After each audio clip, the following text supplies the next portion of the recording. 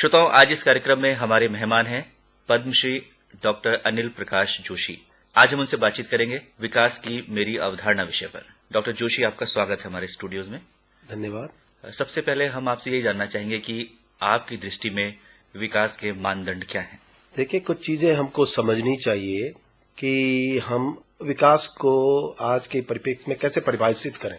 अगर हम ये मान लें कि विकास सड़क है, विकास अस्पताल है, विकास जो है हमारे स्कूल है या बड़े बड़े उद्योग हैं, तो वहां पे कहीं हम चूक कर रहे हैं इस विकास को लेकर के। क्योंकि अभी पिछले जो 25, 30, 40 वर्षों में एक बहुत बड़ी घटना के रूप में जो हमारे बीच में बात उभर के आ रही है, वो ये है कि सारे ही देशों में एक बड़ी चिंता जो बन चुकी है, वो ये बन चुकी है कि लोगों ने और जो भी विकास नीतिकारों ने इकोनॉमी और इकोलॉजी को अलग अलग सोचने की कोशिश की। हमने रेस लगा दी इकोनॉमी के लिए और हमने वहीं पे इकोलॉजी पे कोई चिंतन नहीं किया। और यही कारण है कि आज ग्लोबल क्लाइमेट के इश्यू, ग्लोबल वार्मिंग और ये तमाम मुद्दे खड़े हुए।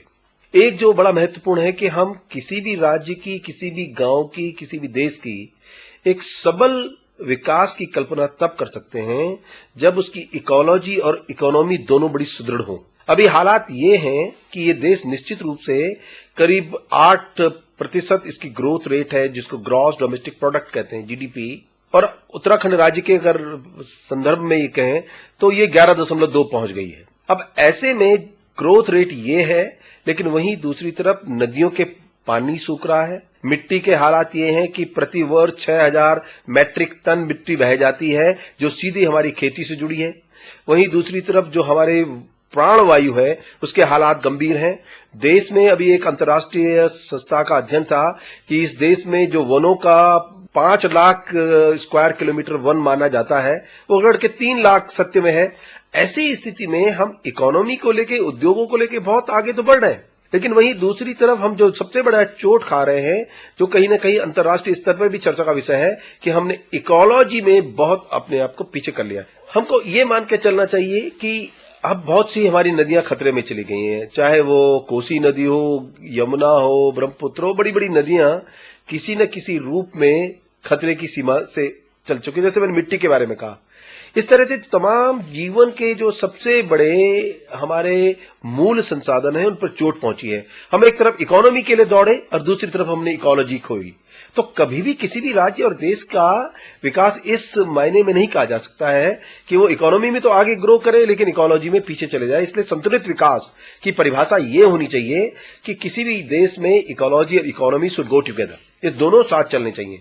एक जो दूसरा बड़ा प्रश्न है कि हम इस देश के लिए जो भी हमने माना है विकास का मापदंड, जो सरकारी और गैर सरकारी स्तर पर बात की जाती है, जिसको मैंने अभी कहा सगल घरेलू उत्पाद, ग्रॉस डोमेस्टिक प्रोडक्ट। अब इस ग्रॉस डोमेस्टिक प्रोडक्ट को, जो सघन घरेलू उत्पाद है, इसका अगर आप विश्लेषण करें तो इसमें साफ जो दिखाई देता है कि इस वर्ष हमने कितने उद्योग लगाए, इस वर्ष हमने कितना सर्विस सेक्टर में आगे कार्य किया, इस वर्ष हमने कितनी रियल एस्टेट बिजनेस किया, और जो सबसे एक बहुत महत्वपूर्ण चीज है कृषि, जो कि स्वतंत्रता के टाइम पे 40% जीडीपी का कंट्रीब्यूट करती थी, वो घट के 14-15% पे आ गई है।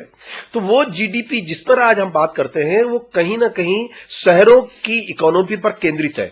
और प्रति व्यक्ति की जो आय भी इस देश में जोड़ी जाती है, उस एक गरीब आदमी की भी के साथ उसकी, और एक लखपति बड़े बड़े उद्योगपतियों के साथ उन आय को जोड़ करके एक आम आदमी की औसत आय का हम गणना करते हैं। ये बड़ा छद्म आर्थिकी है, ये स्यूडो इकोनॉमी है, क्योंकि हम ये मान के चलते हैं कि ऐसे विकास में शहरों का विकास बहुत आगे हुआ है, गांव छूट गए हैं। और एक छोटा सा एनालिसिस है कि आज देश में जो प्रगति है, वो जो रेशियो है शहर और गांव का, वो 16:1 है। 16 रुपए शहर का आदमी कमाता है तो गांव के हिस्से में 1 रुपया है। ऐसे में हम कैसे मान सकते हैं कि ये देश विकास कर रहा है? हमको ये सब चीजें सोचनी चाहिए। इन सब बातों को देखते हुए वो ये कि हमारी विकास की एक सशक्त अवधारणा 2-3 मापदंड होने चाहिए। पहला कि हमने जो भी विकास तय किया उसमें गांव की कितनी प्रगति हुई। हम जो भी प्रगति का आंकड़ा देते हैं वो औसतन देते हैं शहर और गांव मिला के, नहीं, ये कहीं ना कहीं एक झूठा आंकड़ा है। क्योंकि इस देश में 6.5 लाख गांवों में से 45% गांव की छत नहीं है। अभी भी 60% गांव ऐसे हैं जिनके टॉयलेट्स नहीं है, तो हम विकास कैसे मान सकते हैं?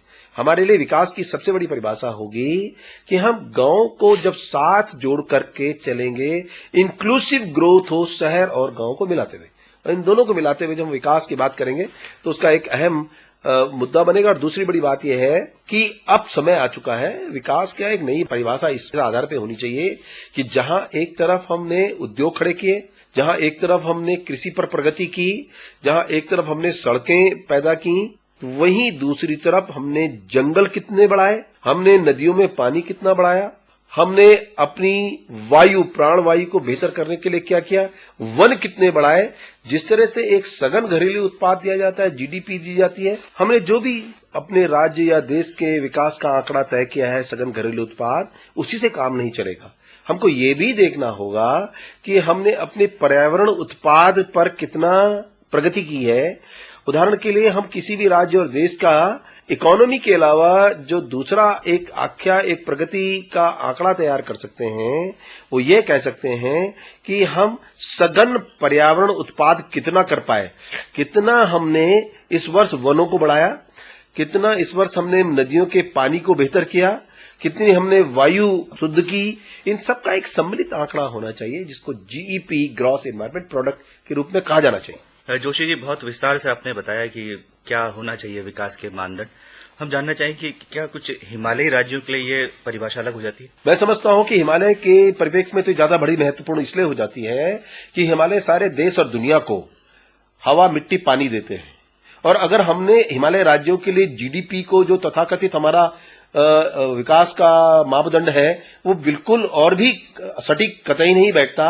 वो इसलिए नहीं बैठता कि जो राज्य जो हिमालयी क्षेत्र देश को पानी देता हो उसका बड़ा मापदंड विकास का तो ये होना चाहिए कि उसने कितने जंगल पनपाए, कितना नदियों में पानी बढ़ाया, कितने उसने अपनी मिट्टी को रोकने की कोशिश की जिसमें कि जीवन जुड़ा होता है। तो हिमालय को लेके एक जो दूसरा बड़ा प्रश्न है कि अब उत्तराखंड राज्य अकेला है जिसकी आज की तारीख में जो जीडीपी है वो 11.2% पहुंच गई। जीडीपी अगर देखें तो ये पंतनगर में उद्योग जो लगे हैं उसको लेकर के है, देहरादून में जो विकास हुआ, सेलाकुई में जो उद्योग लगे हैं, और तमाम जो हमने इंडस्ट्रियल एरिया पैदा किए उनसे जो आय है उसको मिलाकर के हम अपनी एक जीडीपी को क्लेम करते हैं कि हमने बढ़ाई। लेकिन वहीं दूर दराज के गांवों में आज भी 10 सालों के बाद कितनी सड़कें पहुंची, कितने जंगल पनपे जिनसे घास चारा लकड़ी लोगों की जुड़ी हुई है, कितने धारे जो सूख गए हैं उन पर पानी लाने की कोशिश की गई। तो हिमालय के लिए तो मुझे लगता है कि ये ज्यादा बड़ा महत्वपूर्ण मुद्दा है कि हम यहां तो विकास की परिभाषा एकदम हमारी दूसरी होनी चाहिए। जोशी जी, जब विकास की बात करते हैं तो हम कहते हैं कि गरीबों का कितना विकास हुआ। उत्तराखंड एक महिला राज्य है, तो क्या महिलाओं को भी इसके साथ जोड़कर देखा जाना चाहिए? मुझे लगता है कि महिला केंद्रित ही विकास होना चाहिए। ये पहला राज्य ऐसा होना चाहिए, और हिमालय राज्यों की तो नॉर्थ ईस्ट तो इसलिए महिला केंद्रित होना चाहिए कि वहां सारे कार्य महिलाओं के द्वारा किए जाते हैं, वहां चाहे वो बाजार हो और चाहे खेत और घर के कार्य हो।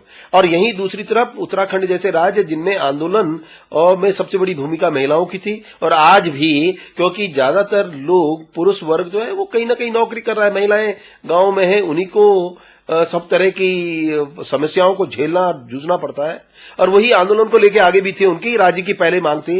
लेकिन मुझे लगता है कि उनको केंद्रित करते हुए जब तक विकास का कोई ढांचा तैयार नहीं होगा, और जो निश्चित रूप में गांव के पानी को लेकर के है, गांव के जंगल को लेकर, चारे को लेकर, लकड़ी को लेकर के है, क्योंकि वो उनकी प्राथमिकताएं हैं और उससे ही जुड़ी हुई उनकी आर्थिक मुद्दे भी हैं। क्योंकि आज दुर्भाग्य यह है कि हमारे तमाम आर्थिक संसाधनों का सीधा सही उपयोग इसलिए नहीं हो पा रहा है क्योंकि उसको करने वाला नहीं है। महिला केंद्रित उस आर्थिक ढांचे को भी अगर तैयार किया जाए स्थानीय संसाधनों पर आधारित, तो मुझे लगता है कि हम एक अच्छा विकास का मॉडल तैयार कर पाएंगे। जोशी जी, अंत में ये भी जानना चाहेंगे कि क्या इस दिशा में आप कुछ कारगर पहल करने जा रहे हैं? हाँ, हमने 2-3 बड़े मुद्दे खड़े किए हैं। हमने पहली बात तो ये किया है कि हमने आने वाले चुनाव में सभी राजनीतिक दलों से अनुरोध किया है कि आप अपने घोषणा पत्र पर चिंता के अलावा आप जनपत्र भी देखें जो कि आम आदमी का है, और आम आदमी ने, पहाड़ के गांव के आम आदमियों ने इस बात को कोशिश की है अपने पत्र के माध्यम से कहने की, जो उनका घोषणा पत्र है कि हमारी ये प्राथमिकताएं हैं, ताकि कल कोई भी पार्टी जब पावर में आए तो वो निश्चित रूप से उन मुद्दों पर ध्यान दें, न कि अपने घोषणा पत्र पर जो उन्होंने तय किया है। दूसरी बड़ी मुख्य बात है जो भी हमने कदम उठाने की कोशिश की है कि हिमालय को लेकर के हमने एक जन जागरण शुरू किया है। पूरे हिमालय राज्यों को लेकर उनको एकत्रित करके हमने ये जताने की कोशिश की है कि हिमालय एक अलग मुद्दा है और हिमालय की उपस्थिति दिल्ली में जो कि हमारे केंद्र वहां होनी चाहिए, हिमालय मंत्रालय होना चाहिए। क्यों हमारे तमाम राज्यों को दिल्ली भागना पड़ता है? हमारा एक मंत्रालय हो जो हिमालय के लिए एक्सक्लूसिवली उसकी चिंता करे, ताकि आम आदमी तक जो हिमालय के संरक्षण की बात है वो भी पहुंचे और उसके लाभ भी पहुंचे। तो ये हमारी कुछ पहल है और इसके अलावा कई प्रयोग हैं जिसमें हम ये बताने में सक्षम हुए हैं किस तरह से स्थानीय संसाधनों से हमारी आर्थिकी सबल हो सकती। जोशी जी, इसके अलावा क्या कुछ सलाह देना चाहेंगे? मैं समझता हूं कि हिमालय को लेकर के सभी लोगों को चिंतित होना चाहिए। हिमालय का प्रश्न नहीं है और सबसे महत्वपूर्ण बात यह है कि हिमालय के लोग उसका 2% उपयोग करते हैं, 98% उपयोग का नॉन हिमालयन करते हैं। गंगा के बेसिन में बसे हुए लोग, यमुना के बेसिन में बसे हुए लोग, कलकत्ता के लोग, गंगा सागर तक के बसे हुए लोग हिमालय से जिंदा है।